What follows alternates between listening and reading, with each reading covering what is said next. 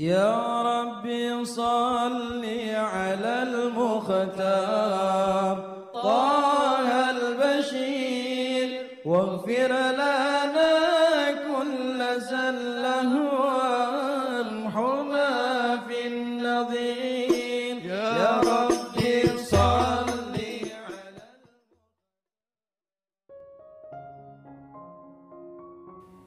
Bismillahirrahmanirrahim. Alhamdulillahirabbil alamin. Allahumma shalli wa sallim ala sayyidina Muhammadin wa ala ali sayyidina Muhammadin miftahi babi rahmatillah adada ma fi ilmillah salatan wa salaman daimaini bidawami mulkillah. Assalamualaikum warahmatullahi wabarakatuh. Sahabat online yang dirahmati Allah, alhamdulillah kita bisa berjumpa kembali. Mudah-mudahan kita senantiasa diberikan kesehatan, umur panjang fi taatillah, juga senantiasa mendapatkan taufik dan hidayah dari Allah Subhanahu wa taala. Pada pertemuan kita kali ini, mari kita ngaji bareng Habibana Novel bin Muhammad Al-Idrus tentang cara agar hati selalu tenang dan hidup bahagia. Malam hari ini saya akan bahas tentang qiraatul Quran. Tentang apa? Tentang masalah yang terjadi di akhir zaman ini. Banyak orang yang merasa terjepit. Banyak orang merasa terhimpit. Banyak orang merasa sempit. Banyak orang merasa bingung, banyak orang merasa khawatir, banyak orang merasa galau, dan kawan-kawannya, entah namanya apa. Pokoknya secara singkat, gundahnya hatinya gundah, nggak tenang. Kenapa itu terjadi? Karena Allah udah ngasih tahu tapi nggak dipercaya.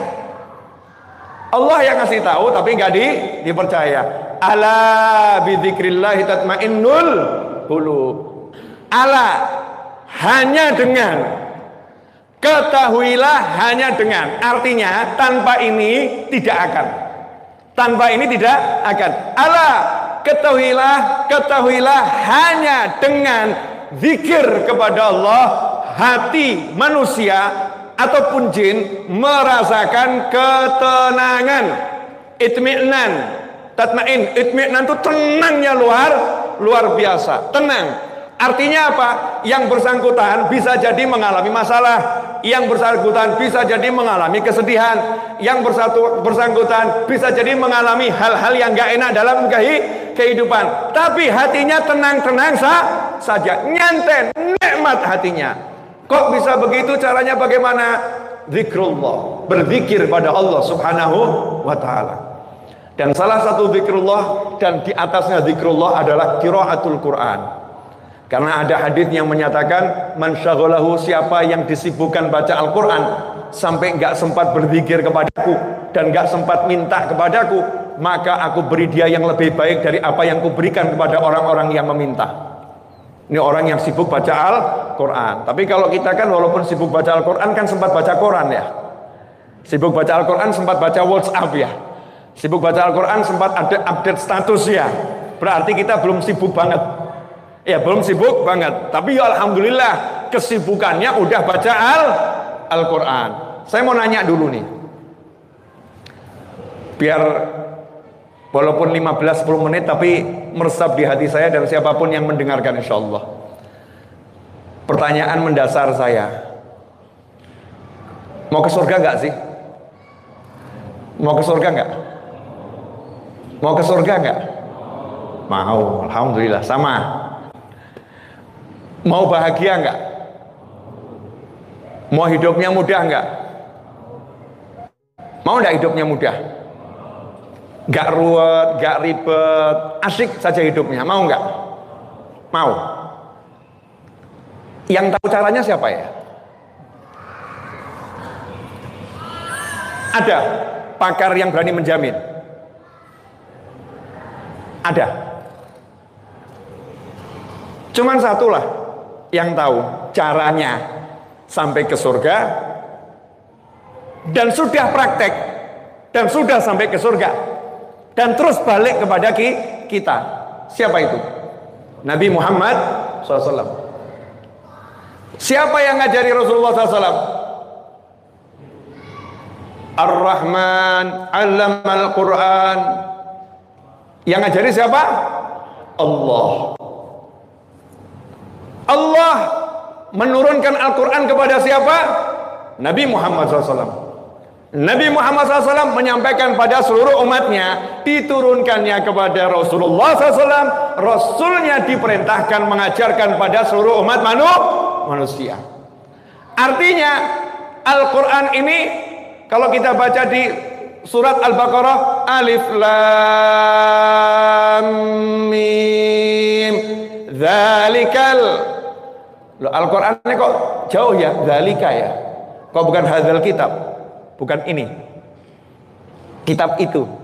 Dzalikal kitabu la raiba fihi hudan lil muttaqin alladzina yu'minuna bil ghaib. Sampai situ dulu. Alif Lam Mim. Dibuka surat Al-Baqarah dengan tantangan. Alif Lam Mim. Ini Al-Quran itu ya tersusun dari huruf-huruf hijaiyah. Tersusun dari huruf hijaiyah. Tapi nggak ada yang satupun bisa meniru Al-Quran. Karena Al-Quran bukan makhluk, bukan ciptaan. Tapi kalamnya Allah subhanahu wa ta'ala.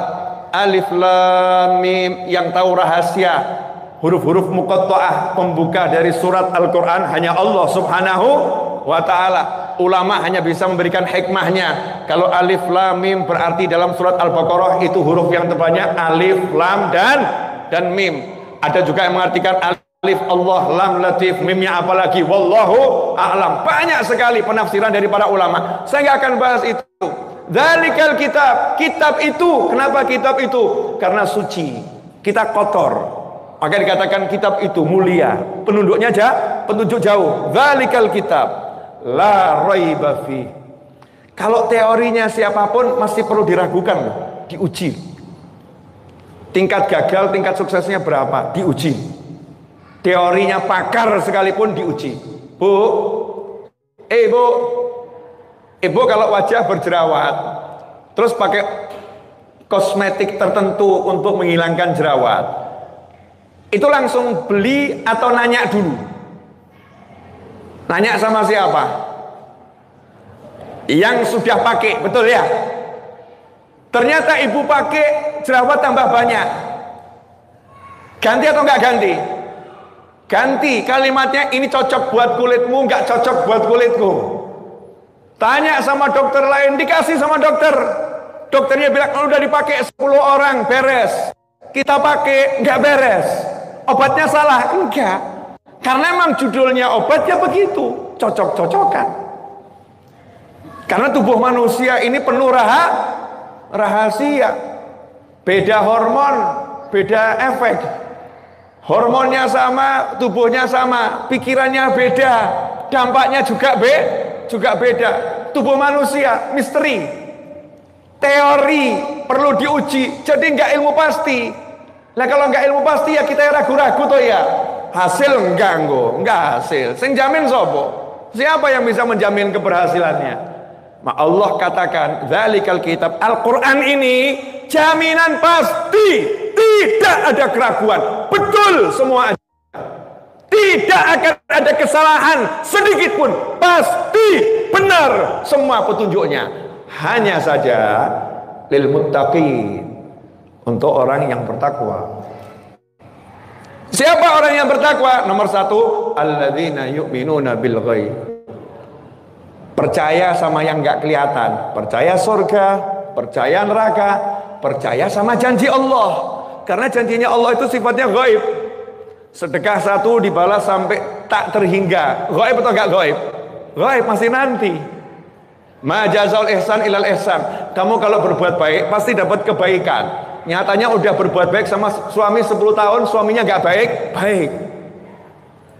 Karena balasannya Allah ini sifatnya ghaib.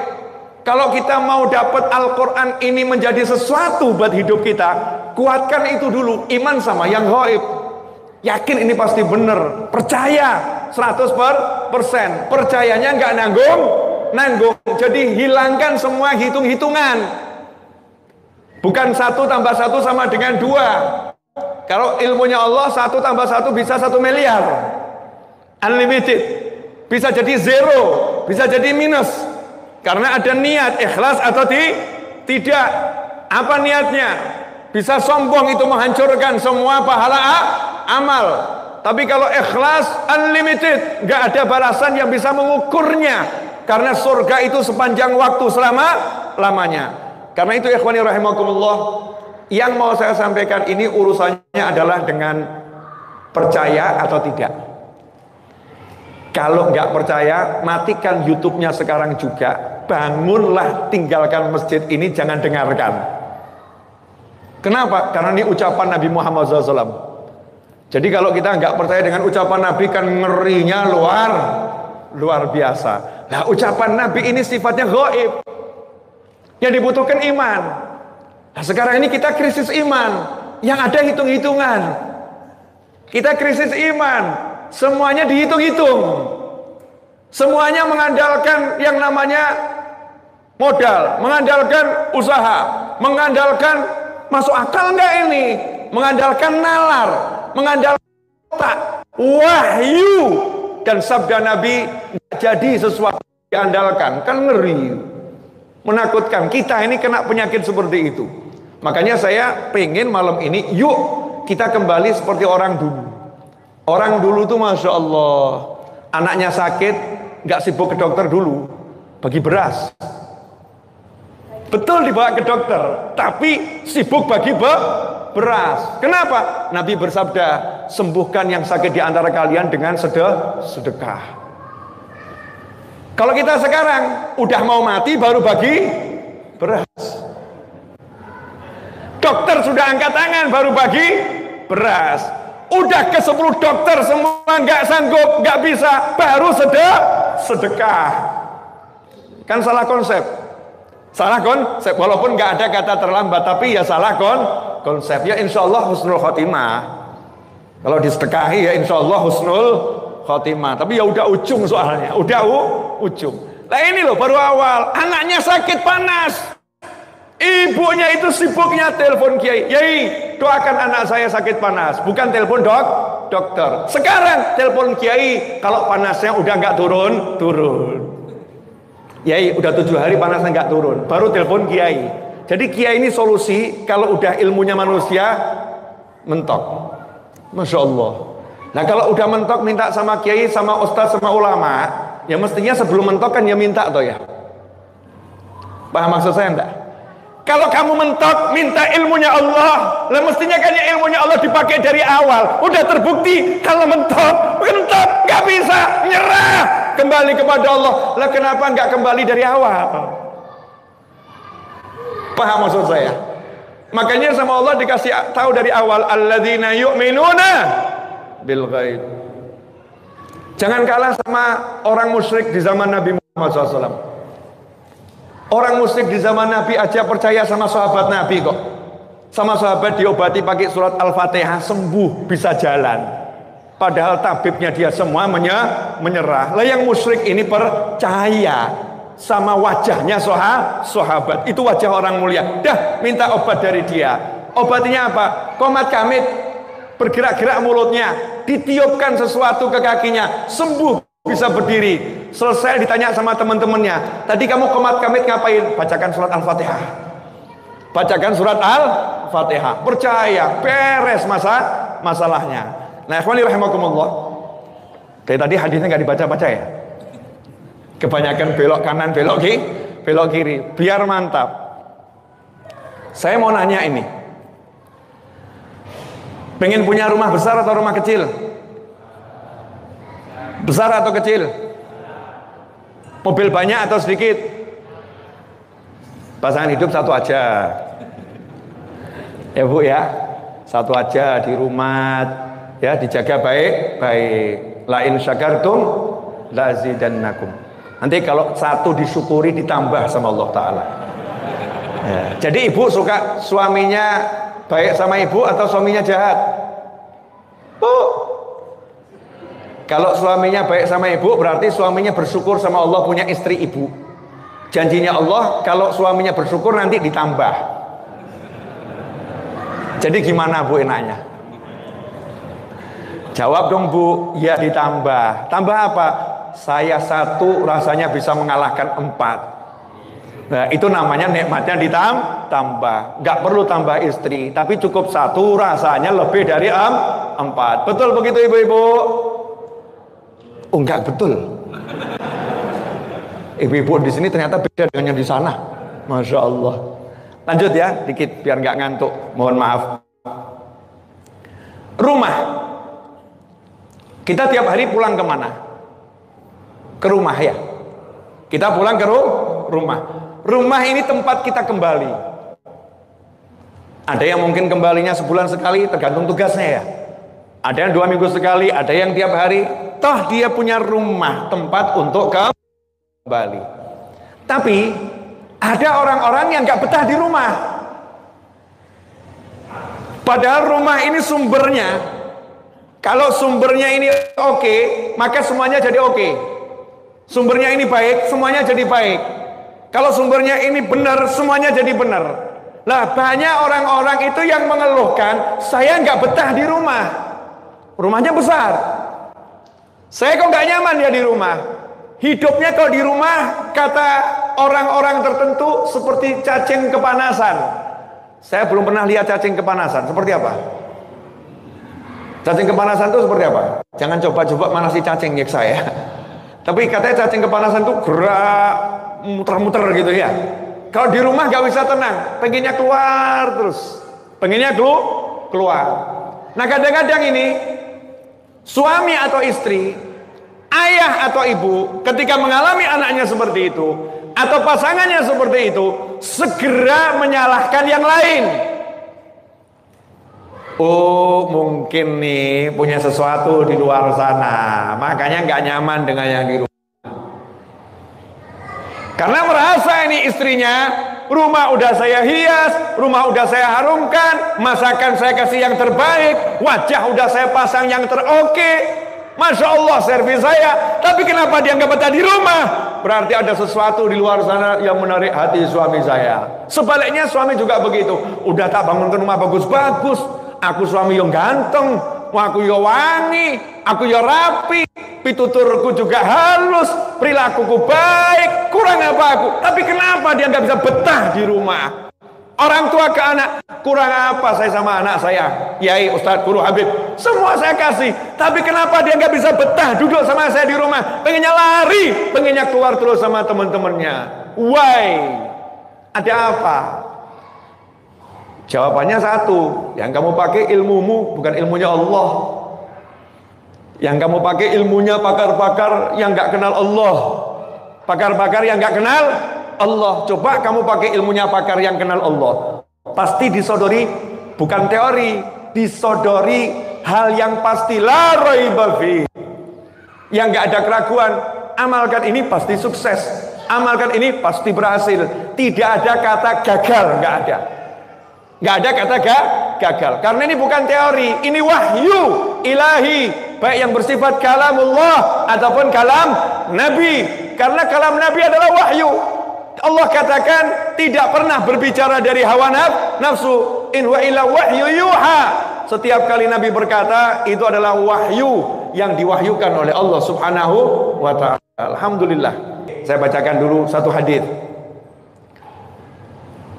An Abi Musa anin Nabi SAW qal, mathalul baitil ladhi yuzkarullahu fih wal baitil ladhi la yuzkarullahu fih mathalul hayyi wal mayyit, rawahul Muslim.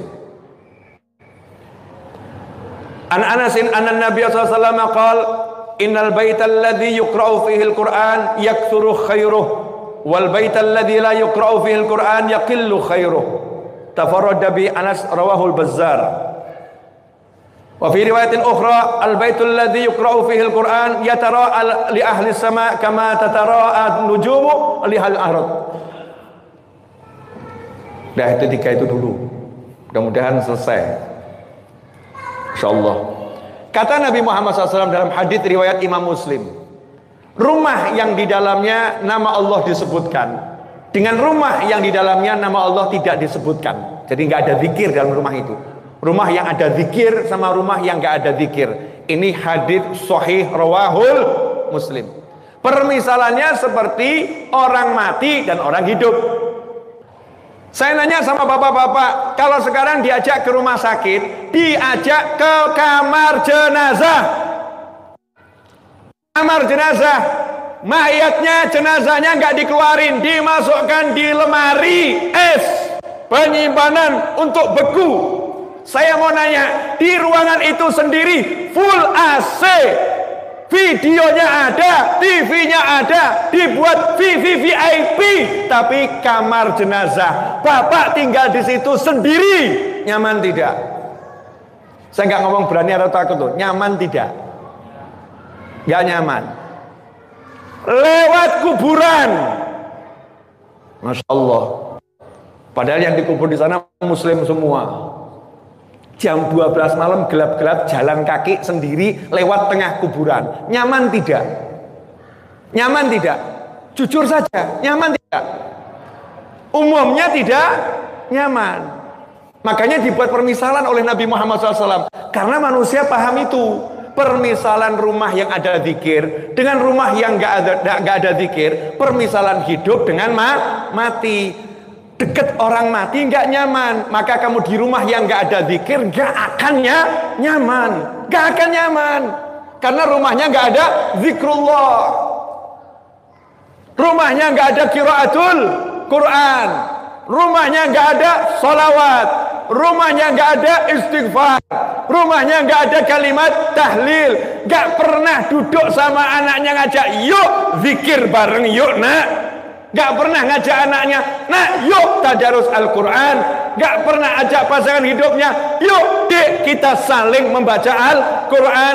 Di rumahnya gak ada qiraatul Quran. Apa kata Nabi Muhammad SAW?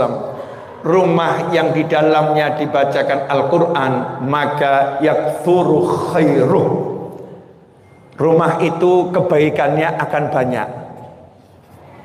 Kebaikannya akan banyak. Anaknya akan baik, suaminya akan baik, istrinya akan baik, pembantu rumah tangganya ART-nya akan baik, tetangganya akan jadi baik, hewan-hewan yang tinggal di situ akan baik, udaranya akan baik, auranya akan baik, apapun yang ada di rumah itu akan jadi baik. Yakfuru khairuh, bukan teori. Menjadi baik, rumah itu banyak sekali kebaikannya. Yang ngomong siapa? Yang udah pernah masuk ke surga, yang berbicara langsung dengan Allah Subhanahu wa ta'ala. At-tahiyatul mubarakatus salawatut tayyibatu lillah. Dijawab langsung salamnya oleh Allah ta'ala. Assalamu alayka ayuhan nabi wa rahmatullahi wa barakatuh. Yang sudah menjelajah angkasa, nembus 7 lapis langit sampai Sidratul Muntaha, udah ngerti semuanya, ngasih tahu. Kita kurang percaya, pakar baru sekolah S2, S3, mungkin S5, baru belajar sedikit, belum pernah meninggalkan bumi, belum pernah meninggalkan planet, belum pernah menuju langit. Kita percaya Nabi kita udah sampai surga, kita masih ngomong masa sih? Apa iya? Mosok toh? Ini repot kalau kita jadi generasi mosok yo. Generasi masa sih mengomentari sabda Nabi Muhammad SAW. La raiba fi, nggak ada keraguan. Jadi praktekkan saja. Ajak anaknya, ajak pasangannya untuk tiap hari istiqomah baca Al-Quran. Sebisanya. Tapi yang banyak istiqomah tiap hari. Paham semuanya? Rumah biar jadi bagus, bacakan Al-Quran. Makanya Sayyidina Abu Hurairah radhiyallahu ta'ala anhu, sahabat Nabi Muhammad SAW, ngomentarin dalam riwayat Ad-Darimi. Ini ucapannya sahabat, sahabat, hasil praktek ilmunya Nabi Muhammad SAW. Jadi ilmunya Nabi udah dipraktekin, terus cerita. Kalau bahasa kita apa nih namanya itu? Testimoni. Jadi sahabat itu juga buat testimoni, cuman testimoninya sahabat Nabi Muhammad SAW. Testimoni setelah mengamalkan ajaran Nabi Muhammad SAW terkait Al-Quran. Sayyidina Abu Hurairah radhiyallahu anhu berkata, maaf ya saya ngomongnya teriak-teriak, masjidnya gede soalnya. Jinnya banyak, biar dengar semua jinnya. Jin yang sholat di sini kan banyak ya, jangan dikira nggak banyak itu. Alhamdulillah saya nggak bisa lihat. Loh, Habib kok tahu? Kan iman, beriman sama yang gaib. Mukmin ini bukan cuma manusia, jin juga ada. Makanya saya nggak pernah ngomong sholat itu berjarak. Sholat nggak ada jaraknya. Kenapa? Setiap ada jarak kosong, di situ ada jin yang nyusup, saudara-saudara. Walaupun berjarak ada jin, jadi tetap rapet. Saya selalu ngomong, itu Ka'bah Bib, nggak ada yang tawaf, ngawur kamu. Itu Ka'bah yang tawaf banyak. Mataku dan matamu saja yang budak nggak bisa lihat. Yang tawaf banyak orang-orang yang soleh. Ikhwani rahimakumullah. Abu Hurairah berkata, rumah kalau dibacakan Al-Quran, layat tasiu ala ahli, maka rumah itu akan jadi luas untuk siapapun yang menghuni rumah itu. Masya Allah, ini kadang rumahnya gede, rasanya sempit. Kenapa? Kurang dibacakan Al-Quran. Rumahnya sempit, rasanya semakin sempit. Kenapa? Kurang dibacakan Al-Quran. Kalau dibacakan Al-Quran, layat tasiu, pakai lam taukid, pasti akan menjadi luas untuk penghuni rumahnya. Nah itu maknanya ada dua. Kalau rumahnya sempit, rasanya akan luas, dan sama Allah akan dijadikan semakin luas. Makanya lihat tuh pondok-pondoknya para kiai yang ngurusi Al-Quran, nggak pernah jadi kecil. Ya, yang betul-betul ngurusi Al-Quran, pondoknya semakin luas, semakin luas, semakin luas. Kenapa? Nah, dibacakan Al-Quran terus. Makanya kalau perusahaanmu semakin berkembang, perusahaannya bacakan Al-Quran terus. Kalau rumahmu pengen semakin gede rasanya dan fisiknya, bacakan Al-Quran terus, akan semakin besar. Layat tasi ala ahli wa tahdhuruhul malaikah, dan para malaikat akan hadir di rumah itu. Malaikat akan hadir. Kalau malaikat hadir kan adem, ayem, rasanya rumahnya itu nikmat ya, rasa rumahnya nikmat. Kemudian apa lagi? Wa tahjuruhul sayatin, dan setan-setan akan pergi meninggalkan rumah itu. Pergi, dan setan akan laporan sama temannya, udah gak usah ke sana lagi. Kenapa? Wah, panas. Banyak malaikat, setannya kepanasan. Malaikatnya pada kumpul di situ, sehingga setannya nyingkir. Malaikat datang, setan pergi. Lah kalau malaikat pergi nggak ada yang ganti, setan yang datang. Naudzubillah. Alhamdulillah, kita telah menyimak penjelasan dari beliau. Semoga ilmu yang telah kita peroleh ini dari Habibana Novel bin Muhammad Al-Idrus menjadi ilmu yang barokah, ilmu yang bermanfaat bagi kita, keluarga, dan anak cucu kita. Semoga kita bisa mengamalkan, meniru, dan mempraktekkan dari nasihat yang telah beliau sampaikan. Sudah jelas, hati yang gelisah tidak bisa diobati dengan banyaknya harta yang melimpah dan kehidupan yang mewah. Allah Ta'ala sudah memberikan kita solusi bagi penyakit hati ataupun semua macam kegelisahan, kegundahan, kegalauan, dan kesempitan yang dirasakan dalam hidup, yaitu dengan berzikir kepada Allah Ta'ala sesuai syariat yang sudah dituliskan dalam Al-Quran. Ala bidzikrillahi tatmainnul qulub. Hanya dengan mengingat Allah, hati menjadi tentram. Semoga oleh Allah Ta'ala kita beserta anak keturunan kita dijadikan hamba-hamba yang soleh, yang selalu berzikir kepada Allah Ta'ala. Semoga segala hajat baik kita segera dikabulkan, diwujudkan oleh Allah Ta'ala. Amin ya Rabbal Alamin. Wallahu alam bisawab. Semoga barakah dan manfaat. Assalamualaikum warahmatullahi wabarakatuh.